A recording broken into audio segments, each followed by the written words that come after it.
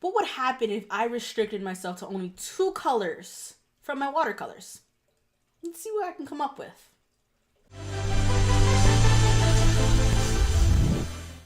So, on the side over here, let me get rid of some stuff. I have a caboodle over here that I usually fill with a bunch of my art supplies.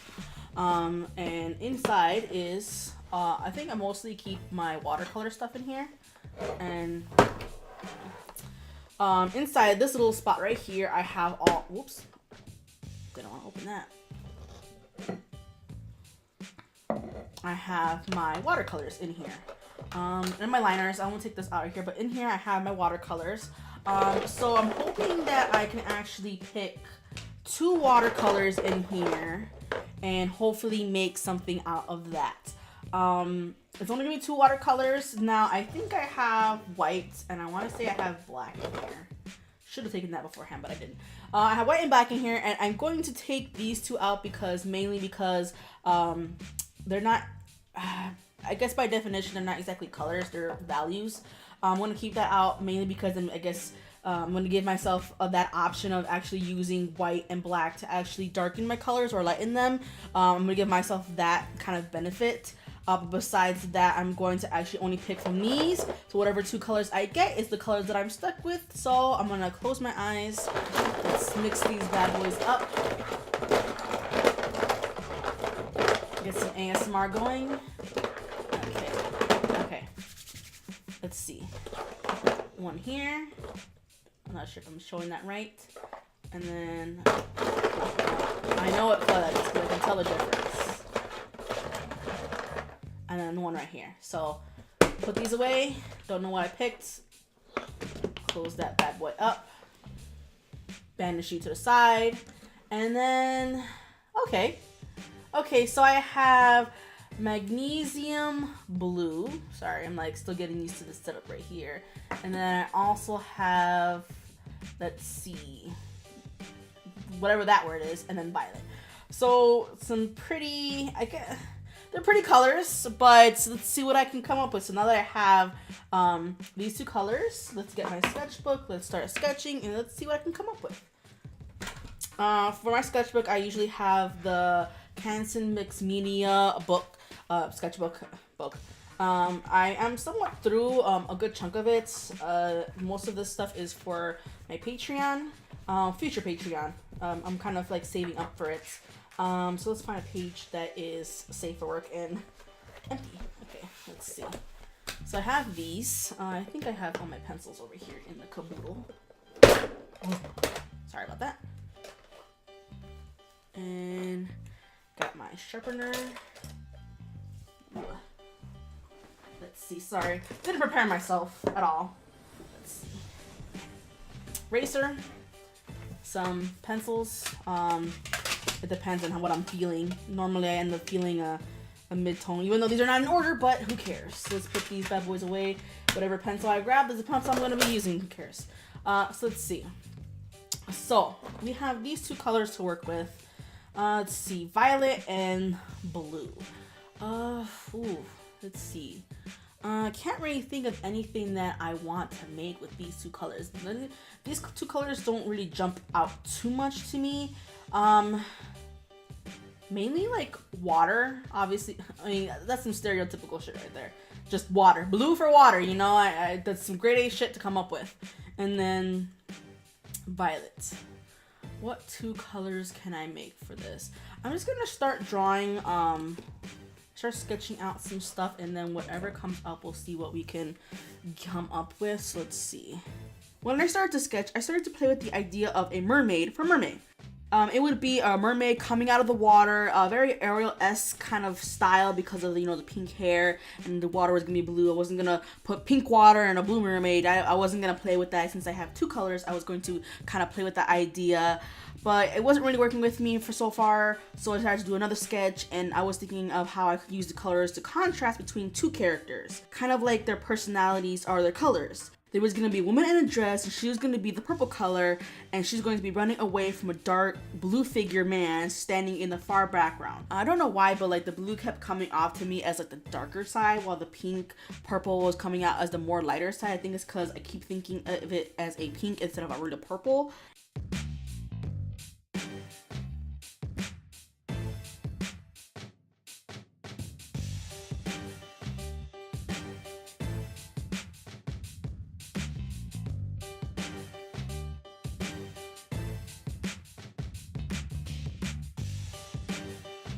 And my last sketch, I wanted to go back to the mermaid theme.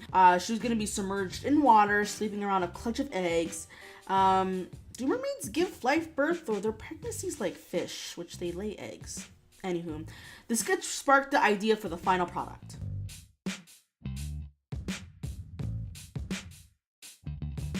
After finishing up with the line art, I decided to block off the fish eggs with some masking art fluid. It dries up so that you can paint over it in case you want to do a solid block of color without worrying about coloring that part, since you don't want it that color that you're doing the basic wash over. I do believe you'll see in the future that I didn't really like how that was going. Eventually, I did a small thumbnail or test run of how I wanted the colors to go, and it didn't look right, and I wanted to have the eggs have some sort of see-through-esque kind of quality to it. So eventually, when I take the masking fluid off, I do go over it with another layer of the same blue that is the background, so I can have a transparent look to the eggs.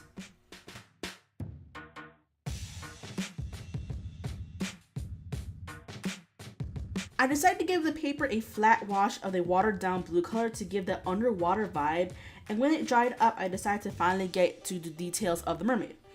Now, I wish I did put more attention into trying to changing this mermaid into more of a mermaid kind of a figure, because when I look back at this picture, you kind of see that it doesn't look very mermaidy.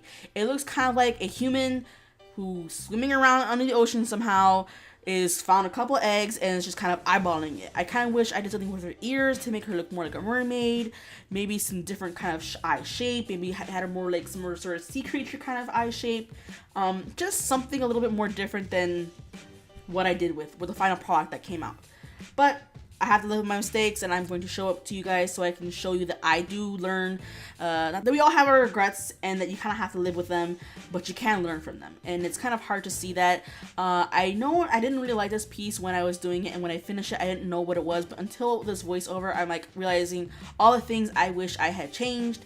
But that is for me to learn for the future, because I believe I have other challenges that I want to do, and hopefully I can carry this on to the future and learn from this mistake from this episode, and hopefully do something in the future. But besides that, trying to make up for the lack of details, I tried to give texture to the flat base where the eggs are at, and try to give it more coral-esque kind of texture. This also goes back to how I wish I put more time into sketching, and I would have done better with the background, maybe even the base where the eggs are kind of sitting around, maybe change it to an actual more coral so that they're kind of like a hidden, like maybe like she's trying to have her babies in a hidden space instead of just having this flat open base. That's probably better for the predators to get to anyways.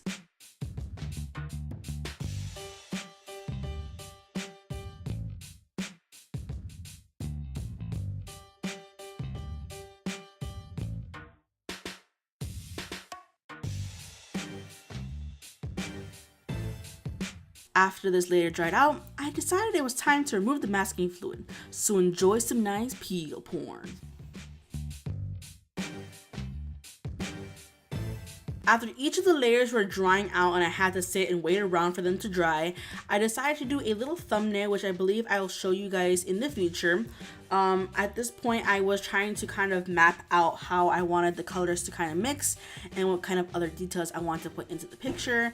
And this is the part where I decided that I was going to color in the eggs the same blue color that the background is, so it's kind of a defeat of the whole masking fluid. But I did want to go back and color them in because I wanted to give them sort of like a transparent look when I added the pink color or the violet color into it, because I wanted to have like that eggy kind of look where you kind of see the little baby on the inside and it has a transparent look, so you kind of need to see the background, so I need to add the color there. So that was kind of like a defeat of the masking fluid, but it was still fun to have some peel porn there. I think I colored the eggs later on, but I did add this one detail that I feel like I'm very proud of, but still I wish it looked a lot more than what was in my head. But I feel like when you do art pieces, it's not exactly how it is. I decided to add some sort of kind of like that shadowing. So you know how like there's waves in the water, and then when light is going through it, it has this sort of pattern inside the water, and that it was kind of the look that I was going for, though I'm not sure if I pulled it off or not, but I still think it was a good attempt to try and see if I can create that texture. Again, waiting for the layers to dry, I went back and decided to give some darker colors to her hair. And this is finally when I get to the part where I actually start coloring in the eggs. I first go over a watered down version of the violet and make in a base color or a flat wash for those. And after that, I went in with a darker circle in the middle, kind of like the middle embryo where the babies usually hang out. And then since I gave myself a little cheat sheet to use black, I used the black to actually color in the babies and then their pupils and so on and so forth. Now I really like the way the eggs look in this kind of picture. I kind of like the way the water looks with the eggs to have that sort of texture, kind of like the light casting over them. I'm still not sure, I'm not 100% in love with this piece, but it still came out pretty nice with the color choices. I mean, I feel like I got really lucky with the colors. The colors were perfect choices for each other. They blend well together, they look good together. So I feel like the colors did most of the work and I did squat.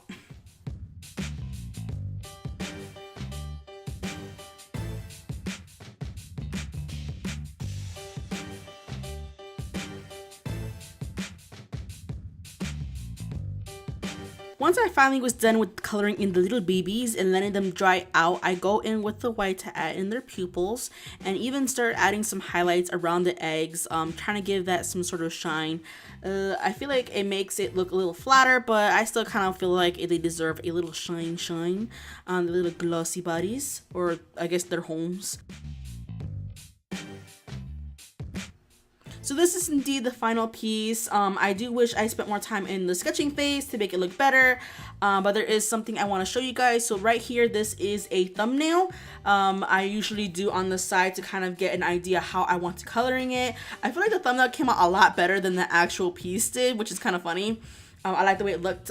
So I did some practicing here. I did the coloring of the shadows. I tested out the colors to see how light they would get. I kind of played around to see how the hair would come out. And I even did a little test sample for the egg over here, right here. So I see how I wanted it, how it sees how the little dark in the middle with the little baby in it. I do forget that I forgot to put the pupils on them with like little dark dots on the side, but it's fine. It's a little detail that's missed. I also want to show you a couple of things that did hold me back.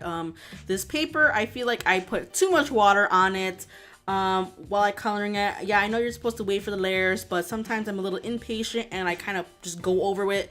As you can kind of see when I kind of shift the paper, as you can see right here, you can kind of see that it's been buckled. Even this one spot over here where the little baby was, I don't know what happened. I did wait for the layers to dry, but for some reason, it started to have like little beading and started to peel. So it's the little things that kind of hold you back. I feel like I probably gonna have to go and get some different paper, probably one that has a higher pound percentage in it.